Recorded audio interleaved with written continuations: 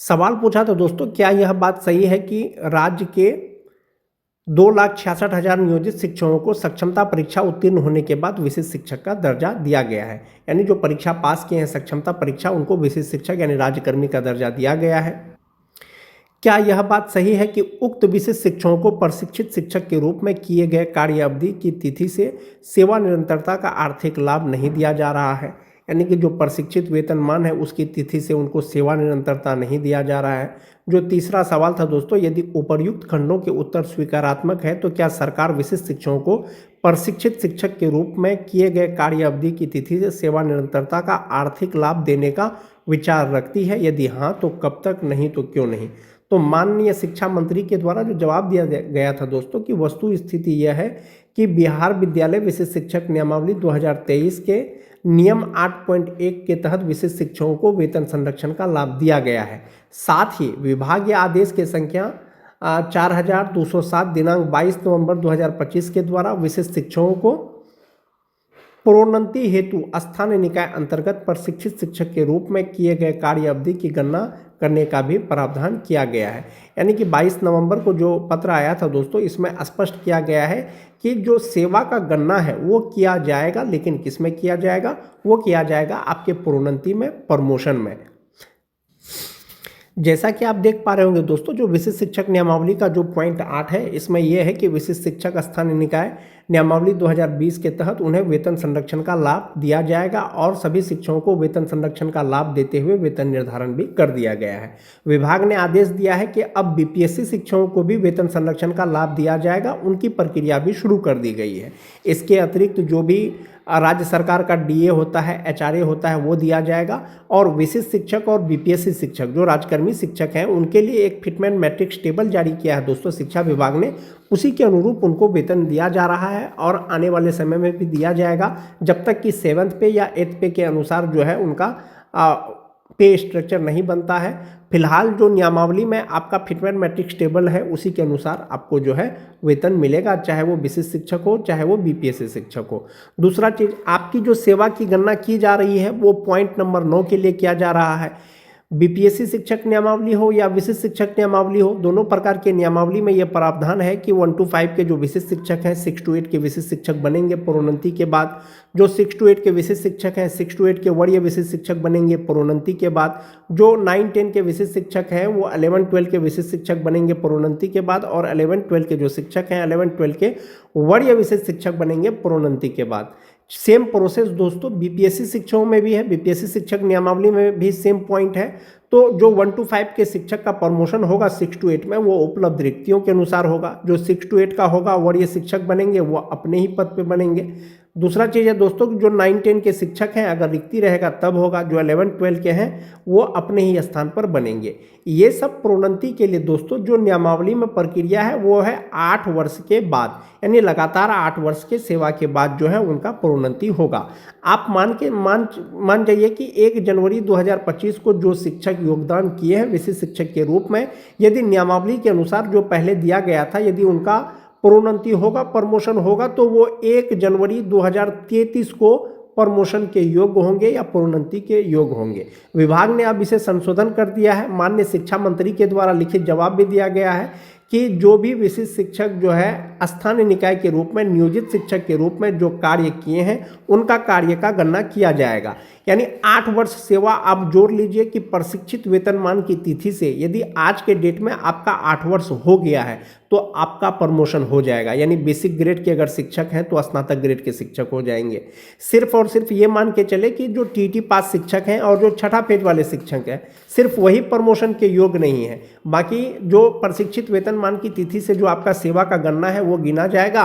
8 वर्ष जब आपका पूर जाएगा आपका प्रमोशन किया जाएगा। एक ये चीज हो गया। नियमावली में एक चीज और स्पष्ट किया गया था दोस्तों, अधिकार के रूप में किसी भी प्रोन्नति का दावा नहीं किया जा सकता है। सभी प्रोन्नति उपलब्ध रिक्तियों के अधीन होगी और विभागीय नीतियों को ध्यान में रखते हुए किया जाएगा। इसके लिए सभी प्रोन्नति विभाग की प्रचलित नीति के अनुसार की जाएगी और अपेक्षित योग्यता सहित पात्रता के अधीन होगी। ये जो अपेक्षित योग्यता है दोस्तों, ये बहुत इंपॉर्टेंट चीज है। जो 1 to 5 के शिक्षक हैं इनके लिए जो योग्यता है वो इंटर है, प्लस आपका ट्रेनिंग हो गया, टीटी हो गया या दक्षता हो गया, ये हो गया। अब जो 6 to 8 के शिक्षक हैं उनके लिए जो योग्यता है, आपको ग्रेजुएट होना चाहिए, स्नातक होना चाहिए, साथ ही साथ जो आपको ट्रेंड होना चाहिए और टीईटी या बीटेड या दक्षता पास होना चाहिए। अब आप 1 to 5 के शिक्षक हैं, इंटर बेसिस पर आपकी बहाली हुई है, आपकी सेवा का 8 साल हो गया है, अब आप प्रमोशन लेना चाहते हैं लेकिन आप स्नातक नहीं हैं तो आपका प्रमोशन नहीं होगा, क्योंकि नियमावली में दिया गया है कि अपेक्षित योग्यता यानी कि 6 to 8 का टीचर बनने के लिए जो योग्यता होना चाहिए वो योग्यता रहेगा तो आपका 1 to 5 से 6 to 8 में प्रमोशन होगा। 9-10 से जो 11-12 के में आपका जो प्रमोशन होगा, योग्यता होगा तो आपका प्रमोशन होगा अथवा नहीं होगा। जो 9-10 का शिक्षक बनने के लिए जो योग्यता है दोस्तों, वो आपको ग्रेजुएट होना चाहिए, साथ ही साथ बीएड होना चाहिए, साथ ही साथ एस्टेट पास होना चाहिए। जबकि 11-12 का शिक्षक बनने के लिए आपको पीजी होना चाहिए या समकक्ष एमए होना चाहिए, साथ ही साथ बीएड होना चाहिए, साथ ही साथ संबंधित विषय में आपको जो है एस्टेट भी पास होना चाहिए, तब आपका प्रमोशन होगा। तो अपेक्षित योग्यता का मतलब यही हो गया दोस्तों, जो एसेंशियल क्वालिफिकेशन है वो आपके पास होना चाहिए। आपका प्रशिक्षित वेतनमान की तिथि से आपका सेवा का गणना किया जाएगा। जो भी राजकर्मी शिक्षक हैं, चाहे वो विशिष्ट शिक्षक हो चाहे वो नियोजित शिक्षक हो, जो फिटमेंट मैट्रिक्स टेबल है वो यही फिटमेंट मैट्रिक्स टेबल है, दोनों प्रकार के शिक्षकों को वेतन दिया जा रहा है। जो विशिष्ट शिक्षक हैं 2003-05 का अभी जो वेतन निर्धारण हुआ है या एक इंक्रीमेंट के बाद में जो उनका बेसिक पे है दोस्तों वो 32,620 रुपया होता है। बीपीएससी शिक्षक जो 2003 के थे, नियोजित शिक्षक परीक्षा पास करने के बाद बीपीएससी शिक्षक बने थे तो उनका भी 32,620 रुपया होगा। जो टीटी पास शिक्षक हैं दोस्तों उनका 28,140 रुपया होता है। जो छठा पेज वाले हैं 25,750 रुपया होता है। या 2003 के बाद का जो 6-7 के शिक्षक हैं उनका 31,670 रुपया बेसिक पे होता है। अब चूंकि आपके सेवा की गणना की जा रही है तो इंडेक्स 10 के अनुसार आपका 32,620 रुपया है, प्रमोशन होगा तो 36,530 रुपया हो जाएगा। यानी 1 to 5 से आप सीधा 6 to 8 के शिक्षक बन जाएंगे। जो 6-7 के शिक्षक हैं 31,670 रुपया उनका बेसिक पे है, प्रमोशन होगा 35,470 रुपया हो जाएगा। जो टीटी पास शिक्षक हैं दोस्तों 28,140 रुपया उनका बेसिक पे है, जिनका सेवा का यानी प्रशिक्षित वेतनमान का अगर 8 साल हो गया है तो उनका बेसिक पे 31,510 रुपया हो जाएगा और इसी प्रकार से उनका ग्रेड चेंज हो जाएगा। यानी बेसिक ग्रेड से वो ग्रेजुएट टीचर हो जाएंगे और उनका ग्रेड 1 to 5 से सीधा स्नातक ग्रेड हो जाएगा। उसी तरह से जो 9-10 के शिक्षक हैं, बहुत सारे नियोजित शिक्षक जो विशिष्ट शिक्षक बने हैं, चूंकि इनका बेसिक पे 31,000 से शुरू होता है तो मान जाइए किसी शिक्षक का बेसिक पे 31,930 रुपया है। अब उनका सेवा का चूंकि 8 वर्ष हो गया है पहले का सेवा गिन करके, तो प्रमोशन होगा 11-12 में तो 32,960 रुपया होगा। इसी तरह से सभी ग्रेड के शिक्षक, चाहे वो विशिष्ट शिक्षक हो चाहे वो बीपीएससी शिक्षक हो, उनका सेवा का गणना किया जाएगा और इसी के आधार पर उनका मूल वेतन भी बढ़ेगा। अब हम लोग बात करेंगे प्रोन्नति और सेवा निरंतरता। जो भी विशिष्ट शिक्षक है या नियोजित शिक्षक है उनके सैलरी पे क्या डिफरेंस होगा, या जो डीए 60% का घोषणा किया गया है केंद्र सरकार के द्वारा, और यदि आपको मई महीने से अगर डीए 60% डीए के आधार पर वेतन मिलेगा तो कितना मिलेगा। जो नियोजित शिक्षक हैं 2003-05 के 32,290 रुपया के हिसाब से जो 60% डीए होगा वो 29,374 रुपया होगा। ऐसी स्थिति में जो उनका ग्रॉस सैलरी होगा वो 56,079 रुपया होगा और 60% डीए के अनुसार उनका जो इनहैंड सैलरी हो जाएगा वो 52,479 रुपया हो जाएगा। क्योंकि आप सभी जानते हैं कि जो नियोजित शिक्षक हैं या विशिष्ट शिक्षक हैं उनका प्रोन्नति का प्रक्रिया चल रहा है, बहुत से जिला में इसकी प्रक्रिया शुरू भी हो गई है। तो 2003-05 के शिक्षक का अगर प्रोन्नति होगा, कालबद्ध प्रोन्नति लगातार 12 साल जिसका सेवा का हो गया है, तो उनका मूल वेतन हो जाएगा 34,130 रुपया और 58% डीए के स्थान पर अगर 60% डीए मिलेगा तो 20,478 रुपया आपका डीए हो जाएगा। एचआरए 5% ही लिया गया है तो 1,760 रुपया हो जाएगा। 1,000 रुपया मेडिकल हो गया, 3,600 रुपया इनका ईपीएफ अकाउंट में जमा होगा तो ग्रॉस सैलरी इनका होगा 59,115 रुपया और इनहैंड सैलरी हो जाएगा 55,515 रुपया।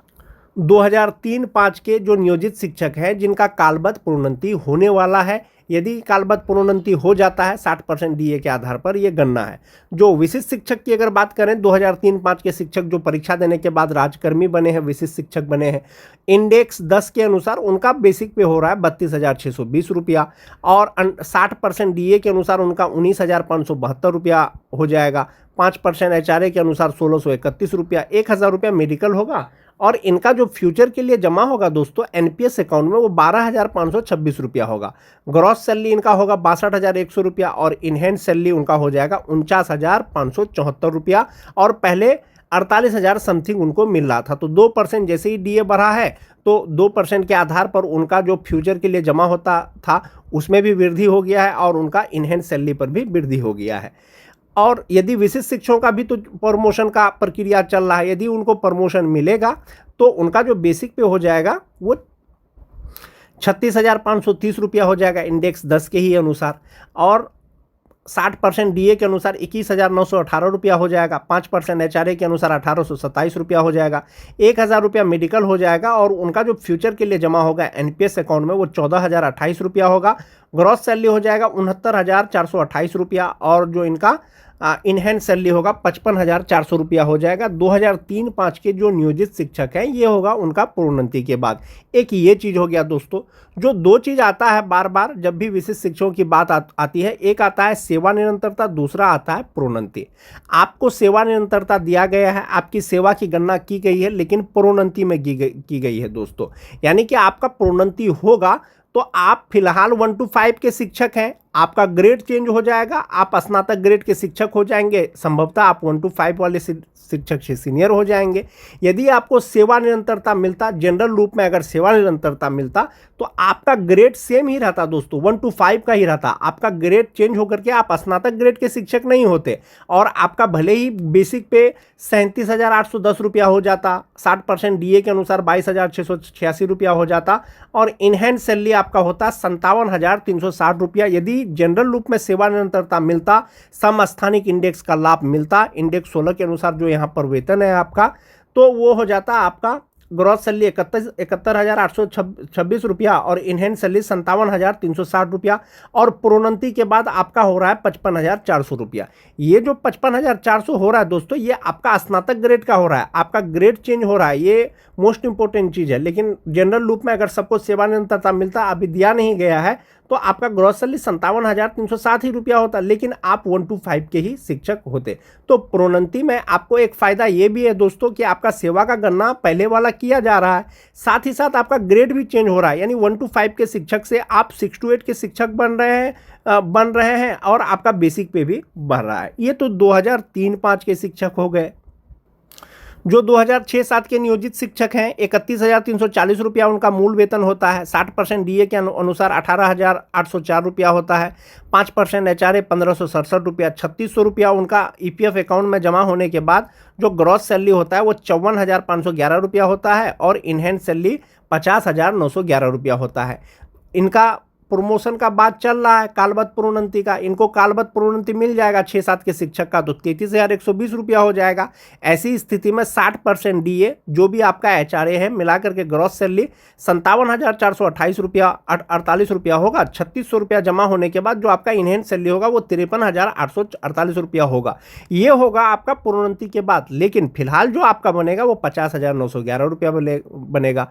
2006-07 के ही अगर विशिष्ट शिक्षकों की एक बात कर तो उनका मूल वेतन 31,670 रुपया है पे इंडेक्स 9 के अनुसार। 60% डीए 19,002 रुपया हो जाएगा। 5% एचआरए 1,584 रुपया हो जाएगा और 1,000 रुपया मेडिकल का हो जाएगा। तो 12,161 रुपया इनका एनपीएस अकाउंट में जमा होगा और इनका ग्रॉस सैलरी होगा 60,320 रुपया और इनहैंड सैलरी इनका होगा 60% डीए के अनुसार 48,159 रुपया। जो 2006-07 के शिक्षक हैं, विशिष्ट शिक्षक हैं। अब प्रमोशन का बात चल रहा है, इनका प्रोन्नति होगा तो बेसिक पे 31,670 रुपया से सीधा उनका हो जाएगा दोस्तों 35,470 रुपया इंडेक्स 9 के अनुसार। और ऐसी स्थिति में 60% डीए 21,282 रुपया हो जाएगा। 5% एचआरए 1,774 रुपया हो जाएगा। 1,000 रुपया मेडिकल हो जाएगा।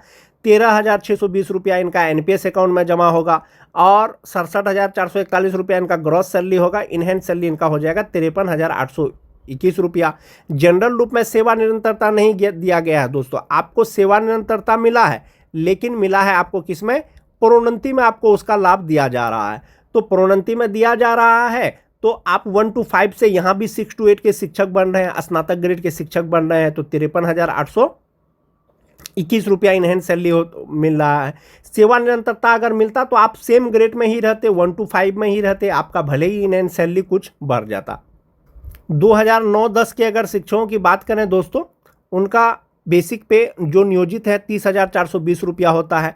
58% डीए के स्थान पर 60% डीए अगर मिलेगा तो 18,252 रुपया हो जाएगा और इनका इनहेंस सैलरी हो जाएगा 49,393 रुपया।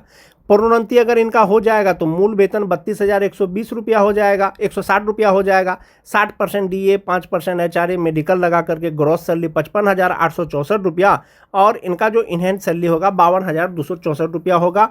जो नियोजित शिक्षक हैं 9-10 के, यदि उनका प्रोन्नति हो जाता है, प्रोन्नति के लिए शर्त है दोस्तों लगातार 12 साल का सेवा जो नियोजित शिक्षक है। जो विशिष्ट शिक्षक हैं इनका बेसिक पे 30,750 रुपया हो रहा है 2009-10 के शिक्षक का। 60% डीए, 5% एचआरए, मेडिकल लगा करके ग्रॉस सैलरी 58,596 रुपया। इसमें से दोस्तों आपका 11,808 रुपया एनपीएस अकाउंट में जमा होगा। इनहेंस सैलरी मिलेगा 46,788 रुपया 60% डीए के आधार पर। जो 2009-10 के विशिष्ट शिक्षक हैं, यदि इनका प्रोन्नति हो जाता है आने वाले समय में तो उनका बेसिक पे 34,440 रुपया हो जाएगा और डीए अगर 60% ले लें दोस्तों तो 20,664 रुपया हो जाएगा। 5% एचआरए, मेडिकल लगा करके जो ग्रॉस सैलरी होगा वो 65,511 रुपया होगा। इसमें से 13,225 रुपया उनका एनपीएस अकाउंट में जमा होगा और इनहेंस सैलरी हो जाएगा 52,286 रुपया।